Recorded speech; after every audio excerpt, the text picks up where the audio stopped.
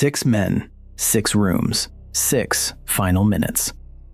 Every single one of them believed, right up until the end, that the end was not for him.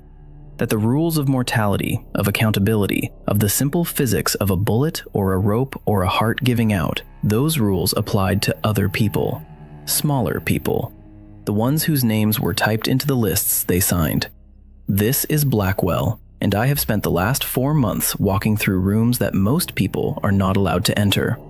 I have held a telegram in my hands that Joseph Stalin received on the 2nd of May, 1945. 3 words on that telegram were underlined in red pencil, pressed so hard the paper is torn through in 2 places. Confirm the body. I have read the medical log from a train that crossed the North Korean countryside on a December morning in 2011, a train that was still rolling forward for nearly 3 hours after the man inside it stopped breathing. I have sat in a small archive room in Bucharest and turned the pages of a transcript that is 90 seconds long. 90 seconds between a verdict and a wall. That is all the time a nation gave to a man who had ruled it for 24 years. I have watched a phone video that was smuggled out of a basement in Baghdad before dawn on the 30th of December, 2006. The camera shakes. Someone in the background laughs. And then the trapdoor opens. 6 men, 6 different rooms, 6 different ways the power ran out. Every one of them thought he was going to be remembered. Every one of them thought his face would hang on walls for 100 years. Every one of them had statues being poured in bronze while they were still alive. And every one of them, in the last 90 seconds, was just a man in a room with no way out. This is how each of them actually died. The first room is a courtyard in Târgoviște, Romania. The date is the 25th of December, 1989. Christmas morning. The temperature is just above freezing. There is a thin layer of snow on the concrete and a wall at the far end of the courtyard that will, in about 4 minutes, be chipped and pocked by the kind of small craters that bullets leave when they miss soft tissue and hit stone instead. Nicolae Ceausescu is 71 years old. He is wearing a dark winter overcoat. He has not slept in 2 days. His wife Elena is beside him. Her hands are tied behind her back with a piece of white rope that the soldiers cut from a curtain pole. She is 63, and she is still insisting that the men around her call her Comrade Academician Dr. Engineer Elena Ceausescu, which is the title that was printed on her business cards and on the covers of the scientific papers she did not write. The court-martial that condemned them had lasted 55 minutes. It took place inside a small military office in the same building. There were 3 judges. There were 2 defense lawyers who, for the entire 55 minutes, were visibly shaking. The charges were read in a single breath. Genocide, the destruction of the national economy, armed attack against the people, undermining the state, the destruction of public property. The verdict was read in under 10 seconds. Death. Confiscation of all possessions. No appeal. Nicolae looked up. He did not look afraid. He looked confused. He said to the judges, "I do not recognize this court. I am still the president of the Socialist Republic of Romania. I can only be tried by the Grand National Assembly." The senior judge answered him, "That body no longer exists." Elena, to the very last minute, believed that this was not real. She believed it was a theatrical piece, a negotiation, a scare, some elaborate performance that would end with the generals stepping forward and apologizing and kissing her hand. She had spent 24 years being told she was the most brilliant chemist in Europe. She had 43 honorary doctorates from universities she had never visited. The nation called her the Mother of the Fatherland. Children in elementary schools recited poems about her hair. She would not believe that the nation she had named herself the mother of was about to put 2 bullets into the back of her head on Christmas morning. 90 seconds. That is what the court gave them between the reading of the sentence and the moment they were walked out into the courtyard. The 3 soldiers chosen for the execution had not been told in advance who they would be shooting. They learned their assignment at 8:50 in the morning. The sentence was to be carried out at 9. By the time they assembled, the Ceausescus were already being led outside. The paratrooper who commanded the firing squad was 38 years old. His name was Captain Ionel Boyeru. He would later say, in an interview he gave once, and only once, that his hands did not shake. He would also say, in the same interview, that he did not sleep properly for 9 years afterward. There are fragments of video. The television crew that filmed the trial had followed the soldiers out of the building. The camera operator did not get his shot in time. You can see in the surviving footage the last seconds of a long walk across gravel, and then a very sudden moment of silence, and then the sound of automatic rifles firing on full auto. Nicolae Ceausescu was struck by the first burst. He began to fall before the second burst reached him. He sang a few bars of the Internationale as he fell. The words were garbled. They were the last words he said. Elena was shot while still shouting at the soldiers. Her last word was a curse directed at the captain. She called them mothers in the vulgar sense, the sense that is the worst thing you can call someone in Romanian. The bodies lay in the courtyard for 40 minutes before anyone moved them. The snow around Elena's head turned a color that one of the soldiers, in his later deposition, described as the color of rust and not of blood. He did not know why he remembered that detail. He said it stayed with him longer than any other. Blackwell read the transcript of that trial in a reading room in Bucharest in the summer of 2024. There is a single line in that transcript that does not appear in any of the news reports from the time. Near the end of the proceedings, Ceausescu was asked if he had anything final to say. He looked at the judges and he said, "I have fed this country for 24 years. He said it as a statement. He said it as if he genuinely believed it. As if the children who had grown up in the 1980s under his rule, the children who had stood in line for hours for a single loaf of black bread, the children whose parents had saved every crumb in a drawer, the children who had been rationed to one single light bulb per apartment and had done their homework in the dark, as if those children had been fed, somehow, by him. The Danube Palace that he built for himself in central Bucharest, a building so vast that it is still the second largest administrative building on Earth, has a basement that stretches across multiple city blocks. Inside that basement are the original architectural plans, the ones with his signature on them in thick red ink. He specified the marble personally. He specified the chandeliers personally. He had 1,400 chandeliers in the building, and during the winter of 1988, while he was choosing which crystal pattern he preferred, the hospitals of Bucharest were rationing electricity so aggressively that premature infants in intensive care were dying in their incubators when the power cut off at scheduled intervals. He did not know this. He did not want to know this.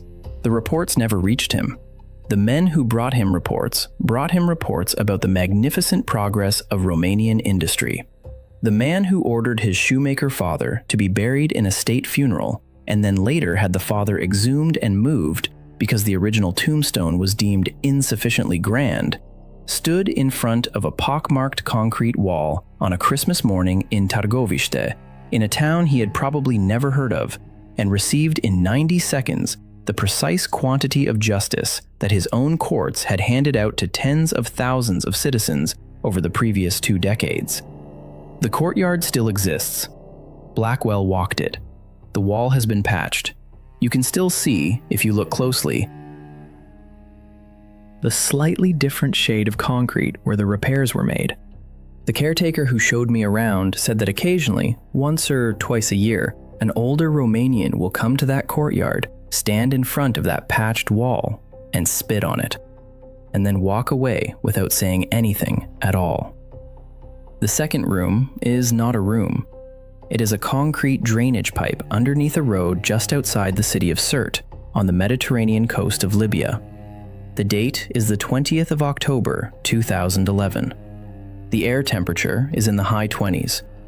There is the sound of rifle fire in the near distance, and the sound of a NATO jet circling high above, and the sound of a man inside that pipe, bleeding into his own beard. whispering over and over again a question that nobody around him will answer.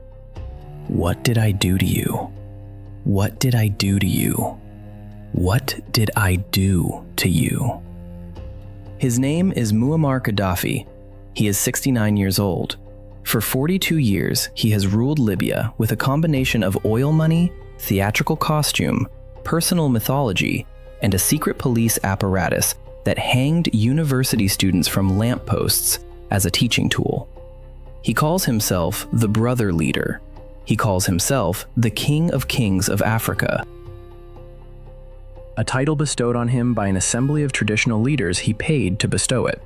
He has a ceremonial guard composed entirely of women whose physical measurements he approved personally. He has pitched a Bedouin tent in the garden of a 5-star hotel in Rome and received world leaders inside it while a camel was tethered outside. And now he is in a drainage pipe. There is a photograph that exists of the moment just before he was pulled out. Blackwell has looked at that photograph for longer than he probably should have. In it, Gaddafi's hair is matted with blood. His beard is wet. One of his eyes is swollen so far shut that it is no longer visible.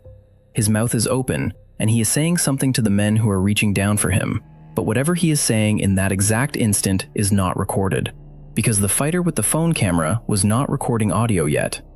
He had been in that pipe for some period of time that nobody has ever fully established, at least 20 minutes.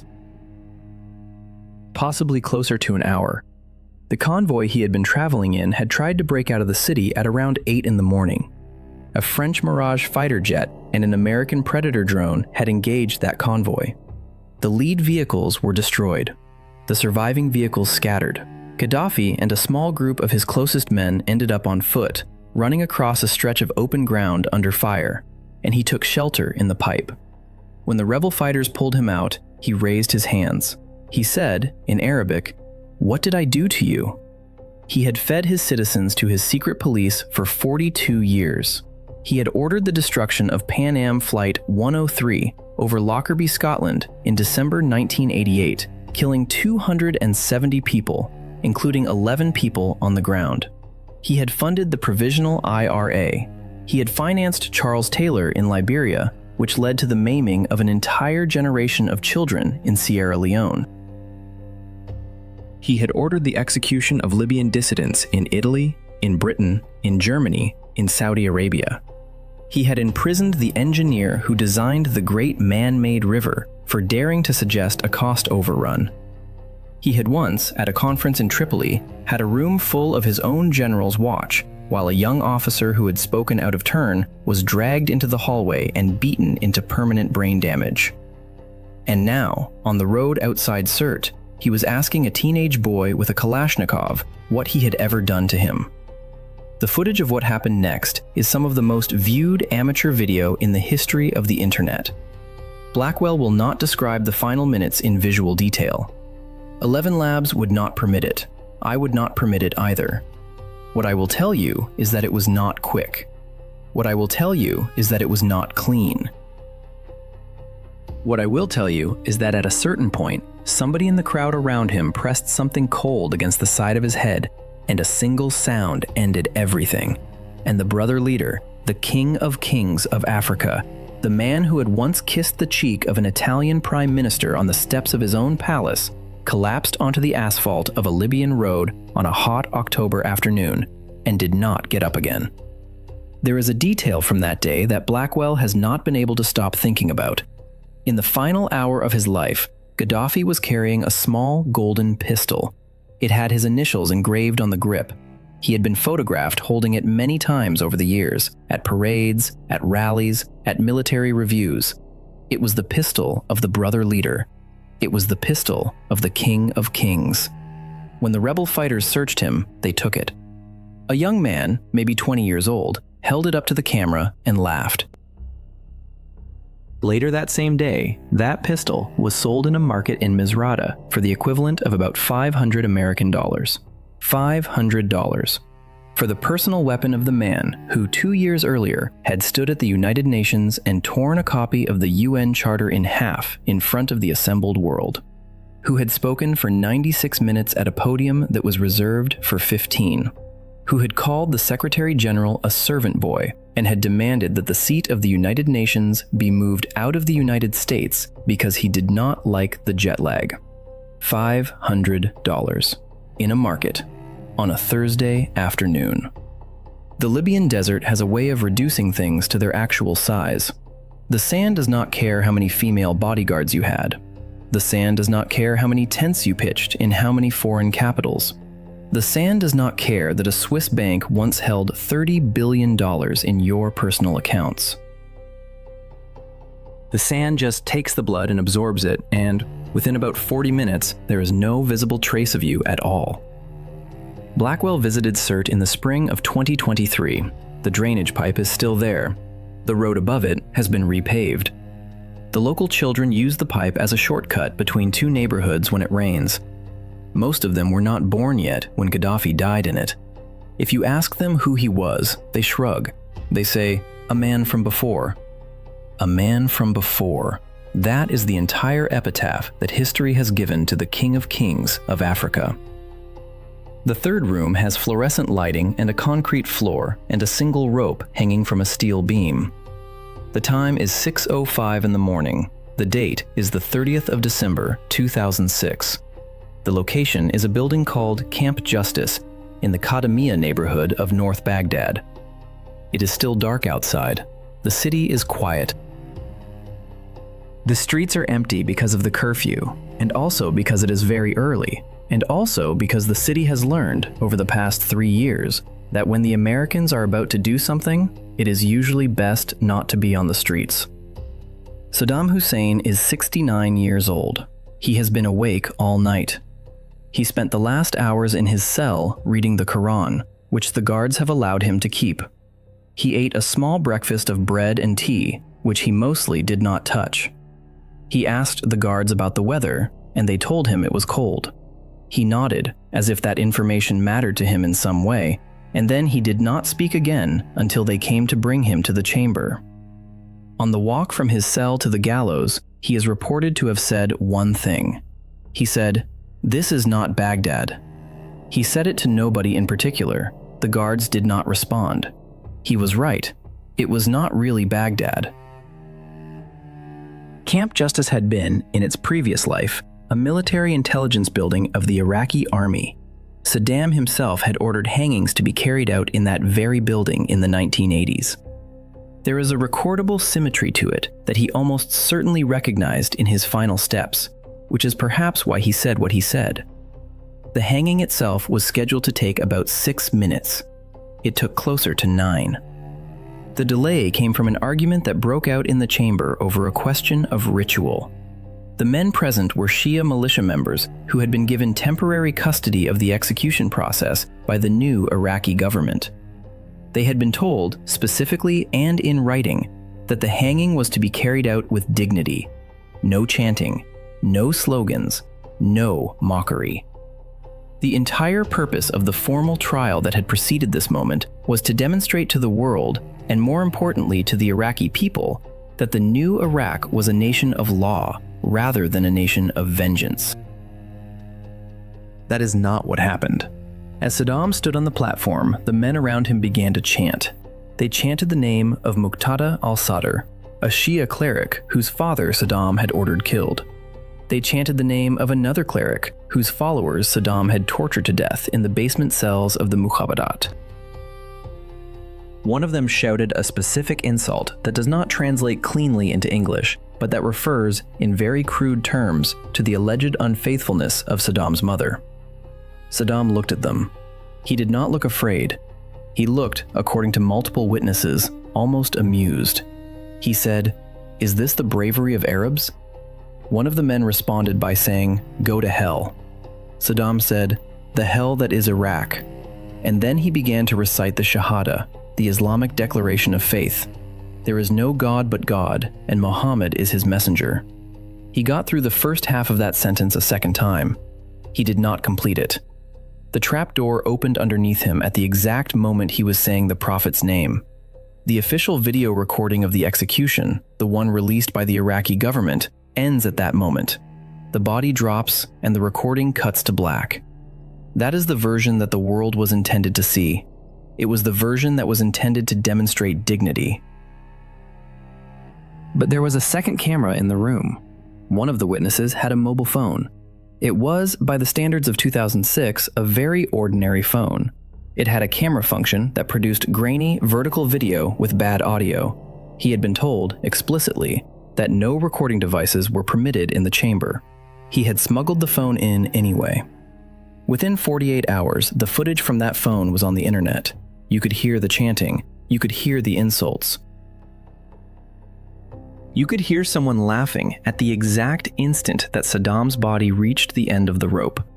The laugh was unmistakable. It was not a nervous laugh. It was not a shocked laugh. It was the laugh of a man who had been waiting to see this moment for a long time and was, finally, getting to see it. Blackwell has watched that video exactly once. I have no intention of watching it again. I watched it in the course of this research because my job, the thing I have chosen to do, is to understand what actually happened in rooms that most people will not enter. But I want to be clear about something. There is nothing redemptive in that video. There is no justice in that laugh.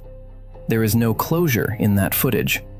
There is only the raw, ugly fact of men watching another man die at the end of a rope and finding the experience satisfying.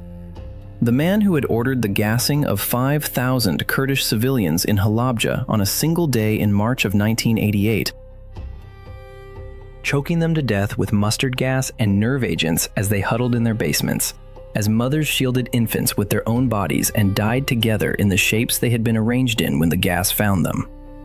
The man who had ordered the Anfal campaign, which killed somewhere between 50 and 180,000 Kurds. The man who had invaded Kuwait and whose retreating army had set 700 oil wells on fire, producing a black smoke that blocked out the sun across 3 countries for 6 months. The man who had built 48 palaces for himself, while ordinary Iraqi families went without running water. The man who had ordered his own son-in-law murdered and then held a public press conference calling the murder a tragedy. That man did not die at peace. He died surrounded by people who hated him, in a building he had once used to kill people who had been brought to him for the same reason. But the laugh on that phone video, that is the sound that I remember from that research. Not the trapdoor, not the chanting, not the shahada left half-finished in the air. The laugh. Justice, if that is what that moment was, did not sound the way I had expected it to sound. In the days after the execution, the phone footage became the most downloaded video in the world. Within a week, it had been watched, by various estimates, between 800 million and 1.5 billion times. It was shown on television networks in Europe, in Asia, in the Americas. In a village in southern Iraq, a group of Saddam's former victims gathered around a single small television and watched the footage 17 times in a row, reportedly in complete silence before any of them said anything. What the first one of them finally said, according to the interpreter who was present, was this. He said, "Now my father can rest." He said it without joy. He said it without anger. He said it, the interpreter said, the way a man might say that a door had finally closed after many years of being open. Blackwell thinks about that sentence often. Now my father can rest. It is not triumphant. It is not vengeful. It is just tired. It is the voice of a man who has carried something for decades and who has, at last, been allowed to set it down. The rope they used for Saddam Hussein was, according to one of the officials who was present, about 2 meters long. It was a standard hemp rope. It cost, the official said, approximately the equivalent of $7 American. $7. For the man who had, at the peak of his power, controlled the 4th largest oil reserves in the world. The 4th room is a 1-story wooden hut in the jungle of northern Cambodia, near the Thai border, in a settlement called An Long Veng. The date is the 15th of April, 1998. It is late evening. The air is humid and thick with the smell of rotting vegetation. There is no electricity in this house. There is no running water. There is a single oil lamp burning on a small table beside a mattress on the floor. On the mattress, under a mosquito net, lies an old man who has stopped breathing about 40 minutes ago. His name is Pol Pot. He is 72 years old. His wife is sitting beside the mattress, holding his hand. Her name is Mia Sun. She has been his wife for 14 years.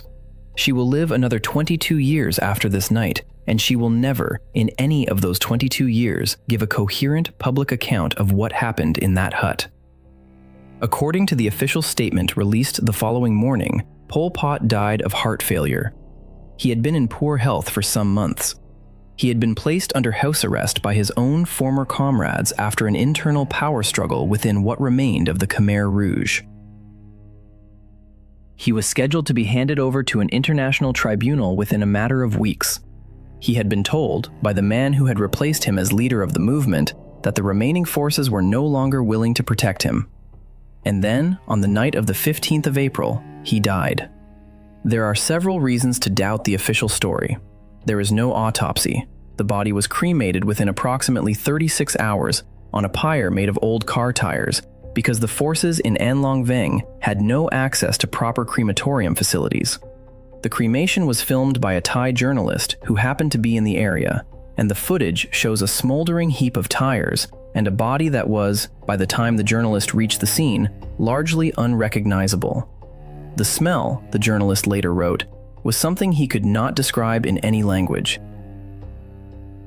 The man who had, between April 1975 and January 1979, overseen the deaths of approximately 1.7 million Cambodians, which was approximately 1/4 of the entire population of the country, was burned on a pile of tires by a half-dozen former soldiers who had nothing else to burn him with. Let me tell you what that man had done. In April of 1975, within 72 hours of the Khmer Rouge capturing Phnom Penh, Pol Pot ordered the entire population of the city evacuated into the countryside. 2 million people, including hospital patients, including newborn infants, including people on dialysis machines, including the elderly, including mothers who had just given birth that morning.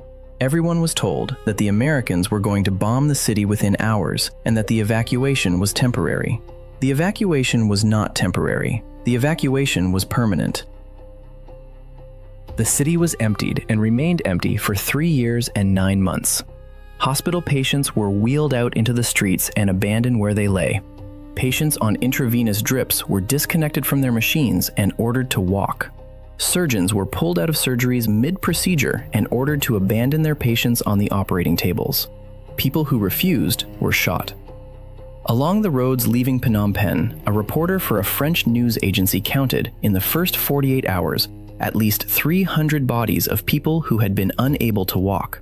Most of them were children or elderly. Most of them had simply sat down by the side of the road and been shot where they sat. This was day one. Day one of a project that Pol Pot called Year Zero.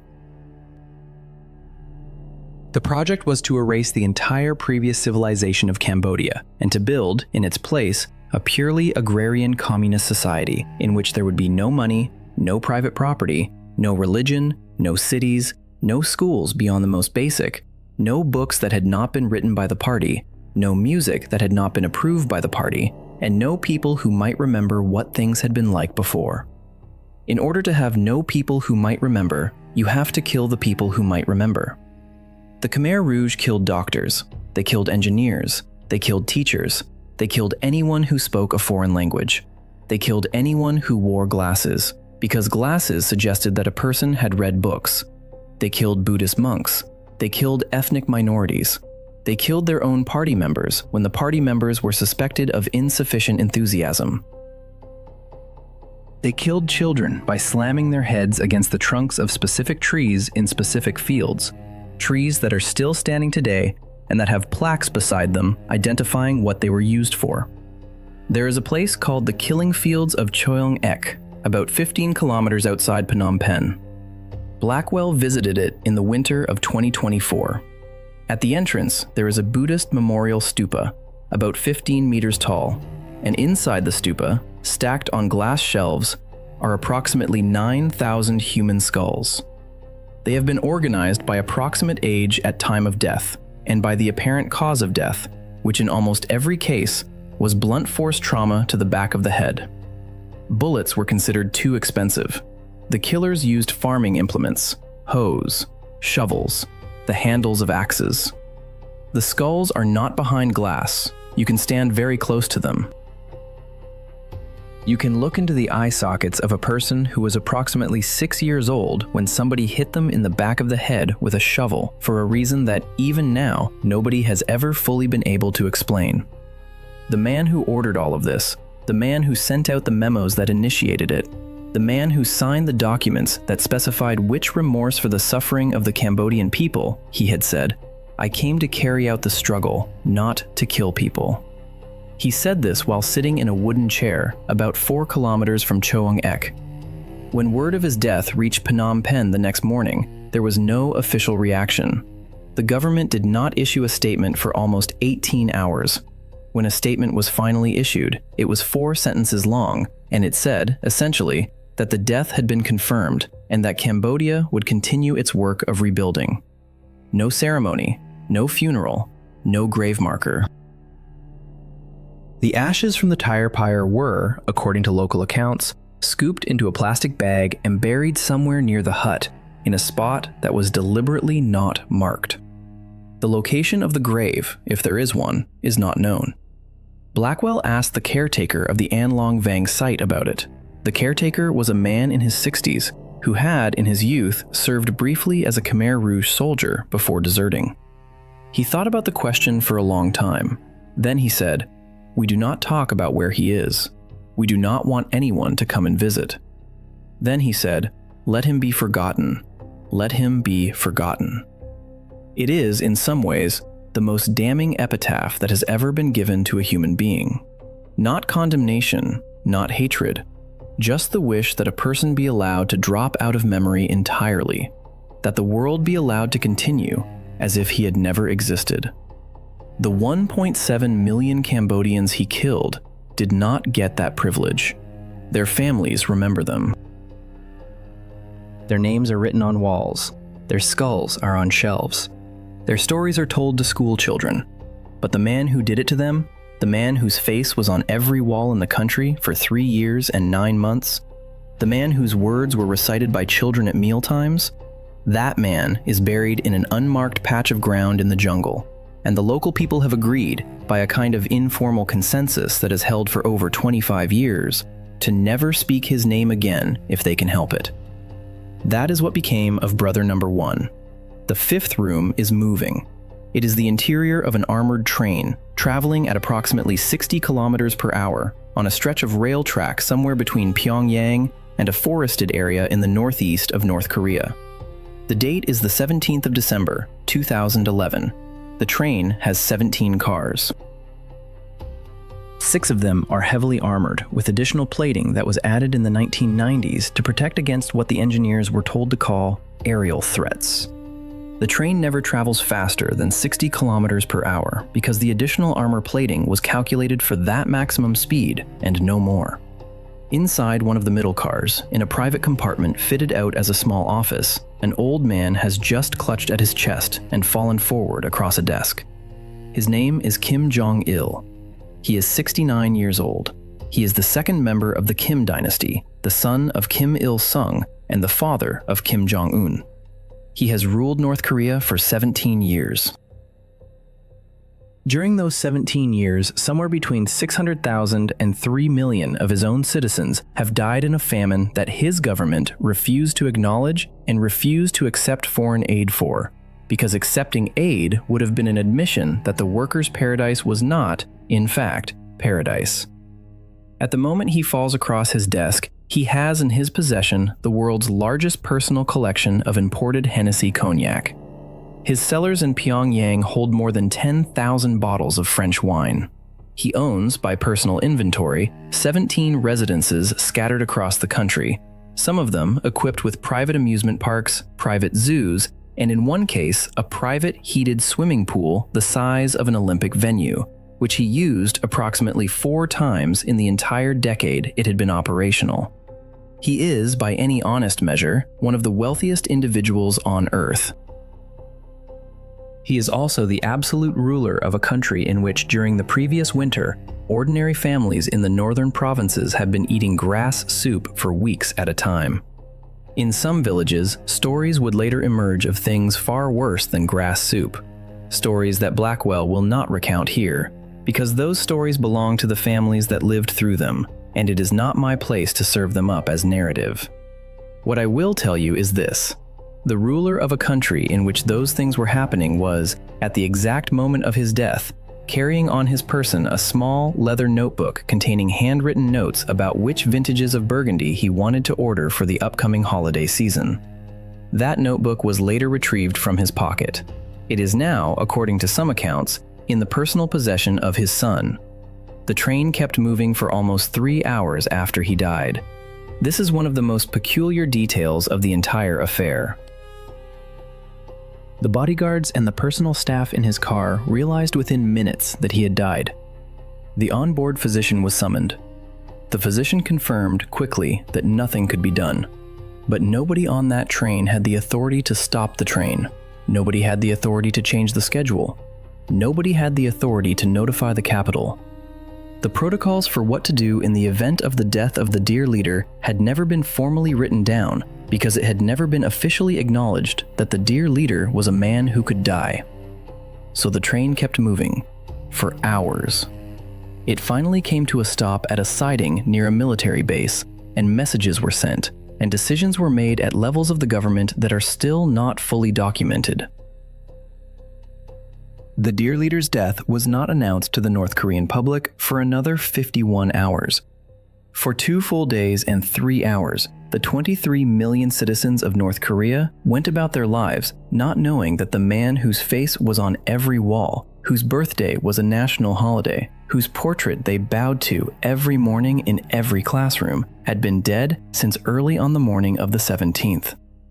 When the announcement finally came, on the evening of the 19th of December, it was delivered by a state television anchor named Ri Chun-hee. She was wearing black.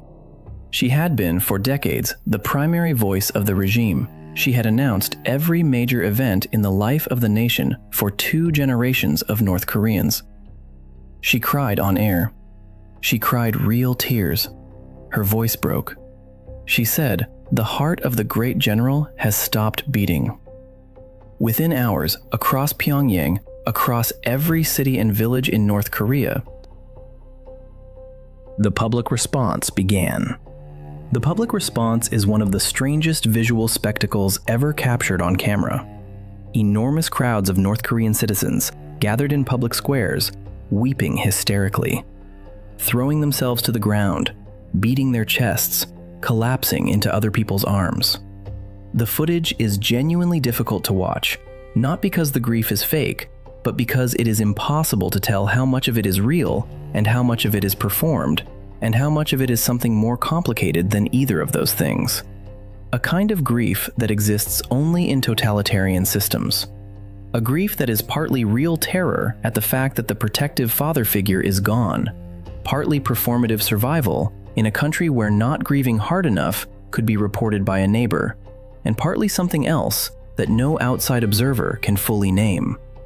There were reports, later, of people who had been arrested for not weeping convincingly. Whole families were sent to labor camps because a single member had not demonstrated sufficient public grief. In one documented case, a young woman was executed for having laughed at a private joke on the day of the announcement, apparently before she had heard the news. Her laughter was reported. Her execution was carried out approximately 9 days later. The man for whom 23 million people wept on command, the man who had imported cognac while his citizens ate bark, the man who had kidnapped a South Korean film director and his wife and forced them, under threat of starvation, to make propaganda films for him. The man who had ordered the North Korean state airline to run a weekly charter flight solely for the purpose of delivering fresh lobsters to his personal kitchen.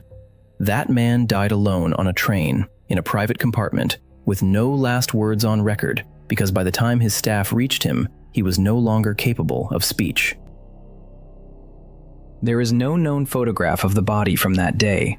The photographs that appeared later, in the state funeral coverage, were taken at least 24 hours after the death. after the body had been transported back to Pyongyang and prepared for display. The official state funeral was held on the 28th of December.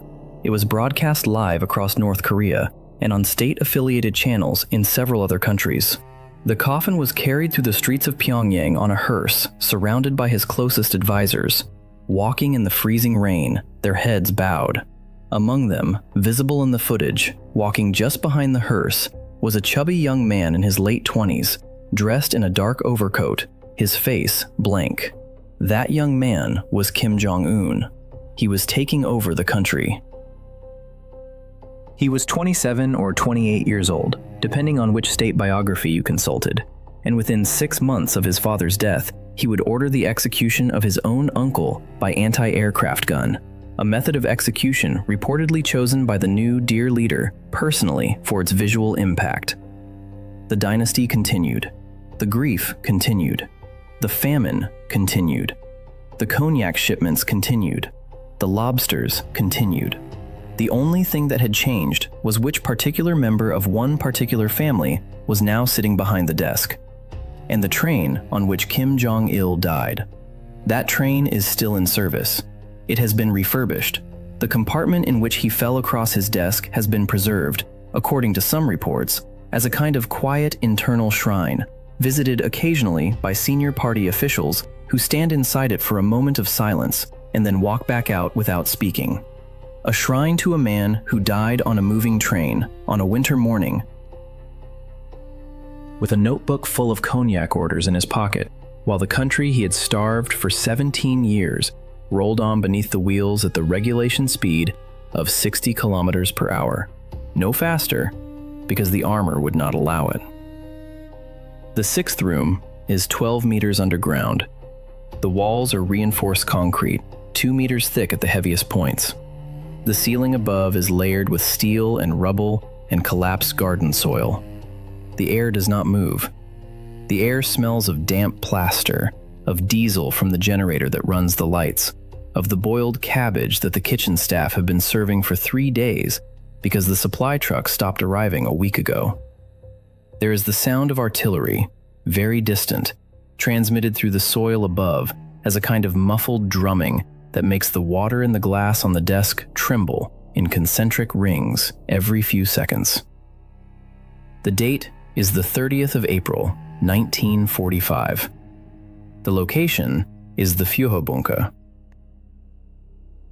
Beneath the garden of the Reich Chancellery in the center of Berlin. The city above is no longer a city.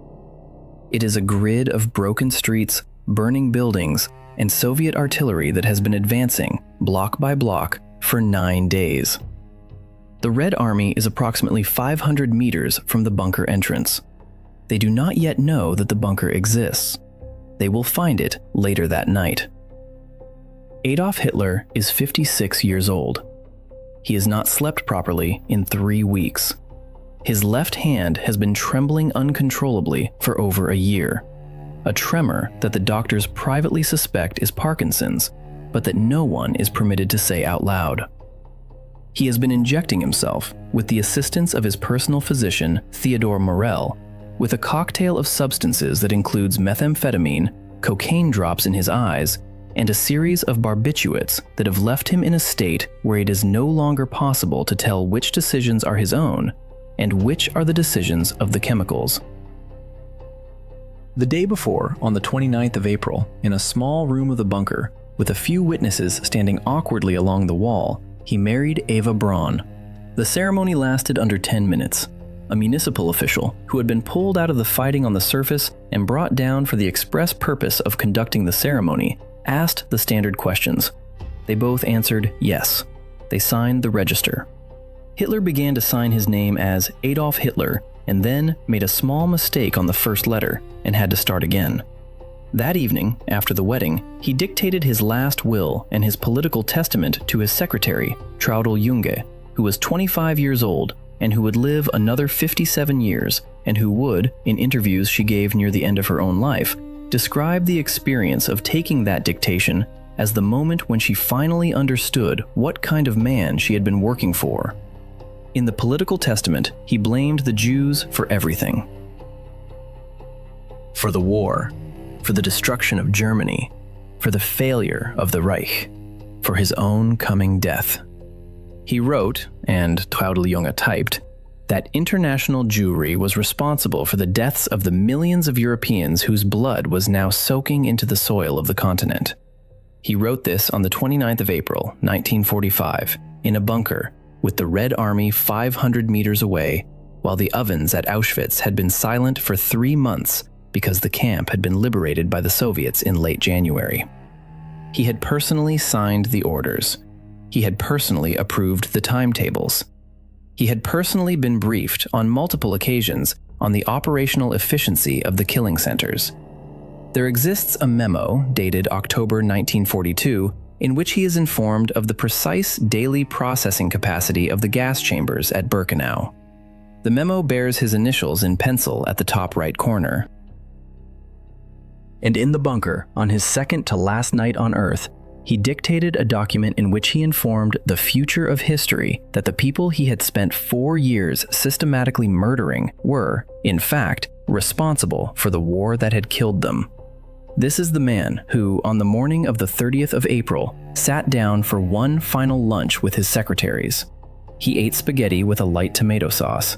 He had no appetite, but he ate because the routines of meals had been, for years, one of the few stable structures in his daily life.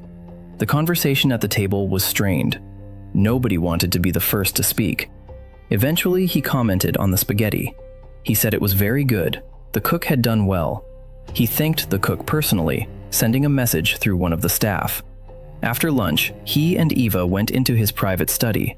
The door was closed. The few people remaining in the bunker, perhaps 15 or 20 individuals at this point, gathered in the corridor outside. They waited.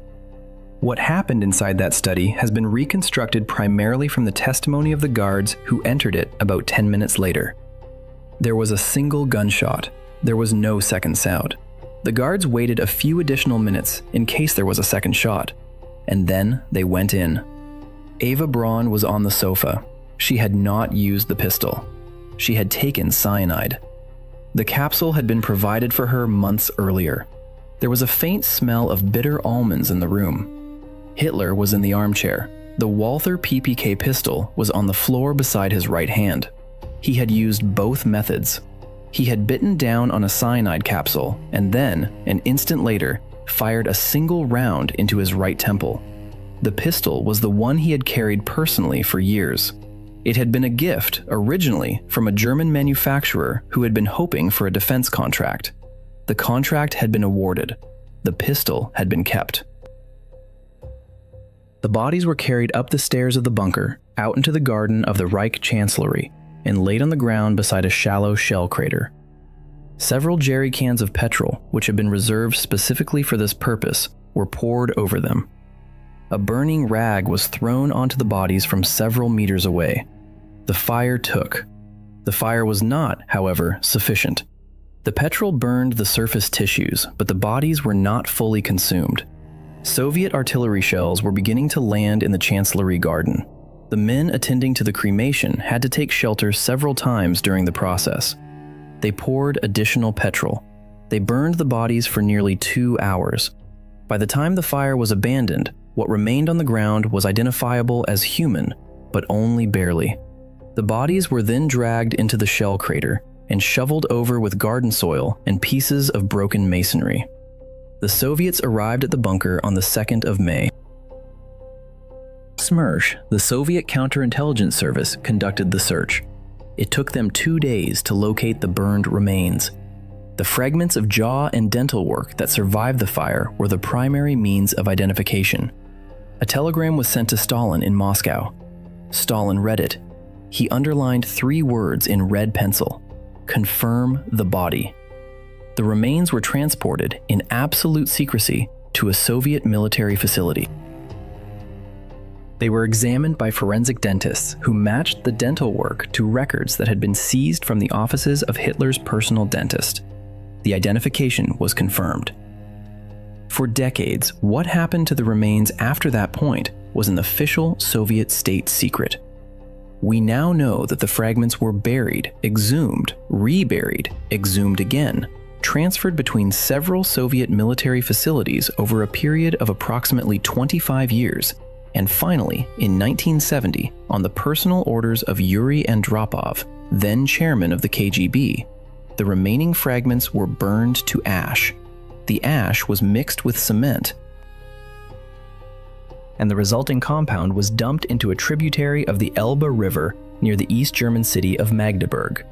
The man who had built the most elaborate cult of physical presence in modern history, the man who had held mass rallies of 700,000 uniformed bodies arranged in geometric formations beneath the Nuremberg searchlights, the man who had commissioned statues of himself for every public square of every city in the territories he conquered, statues so large that the special foundries built to cast them had to be constructed with reinforced floors. The man who had built the Volkshalle in his architectural fantasies, a domed structure intended to be 16 times the size of St. Peter's Basilica in Rome, beneath whose central altar he had planned to be eventually entombed in a sarcophagus of black porphyry. That man ended as a small quantity of cement dust, washed down a German river, into groundwater, into the soil, dispersing across Central Europe at the molecular level, until there was no remaining particle of him that could be located, identified, or honored by anyone, ever, for any purpose. He had wanted a 1,000-year Reich. He got 12 years and 3 months. He had wanted his face on every wall in Europe. There is no wall in Europe today, in any city, in any country he conquered or attacked, on which his face is permitted to hang. He had wanted to be buried in a sarcophagus of black porphyry, beneath a dome larger than any other dome on Earth.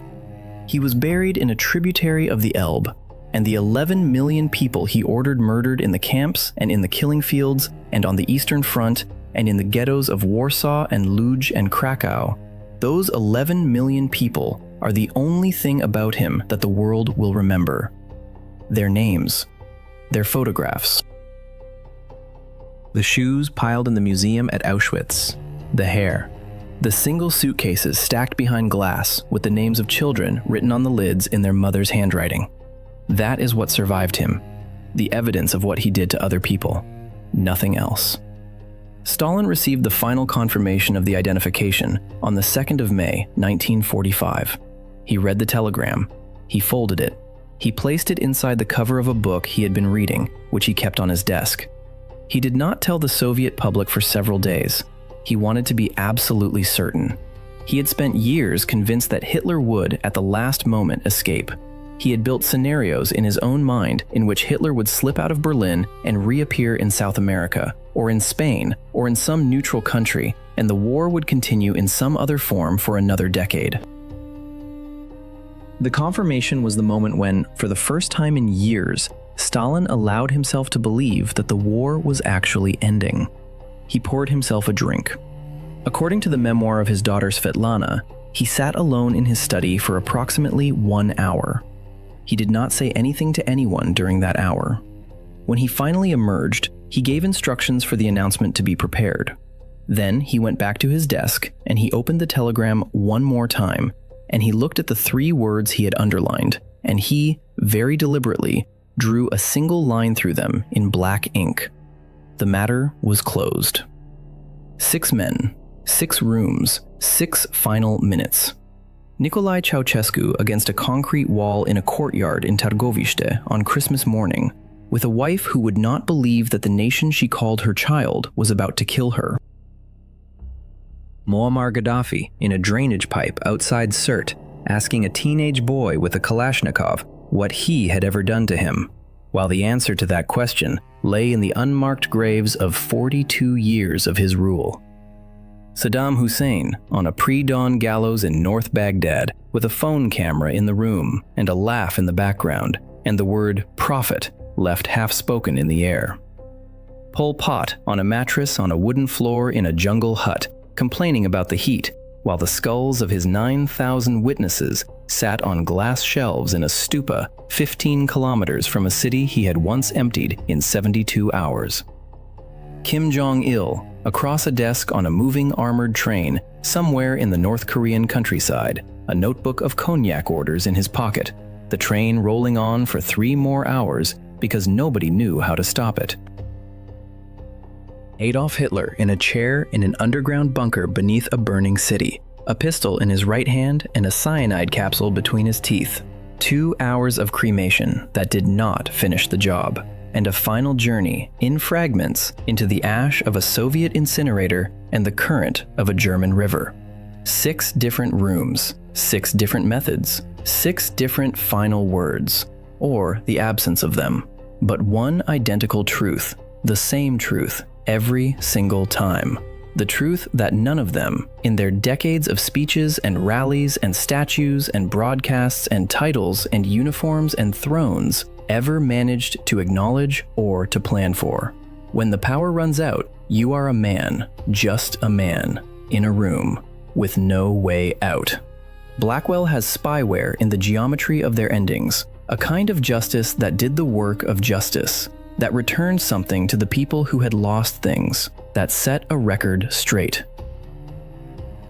That made the world, in some measurable way, a better place than the world had been on the day before. I do not have a clean answer to that question. What I have, instead, is the laugh on the phone in Baghdad, the $500 in a market in Misrata, the patched concrete in Târgoviște, the unmarked patch of ground in An Long Vang, the compartment on a train preserved as a quiet shrine by men who still bow to portraits, the cement dust dispersed into a river in Magdeburg. These are the pieces. The reader can assemble them. The reader can decide what they add up to.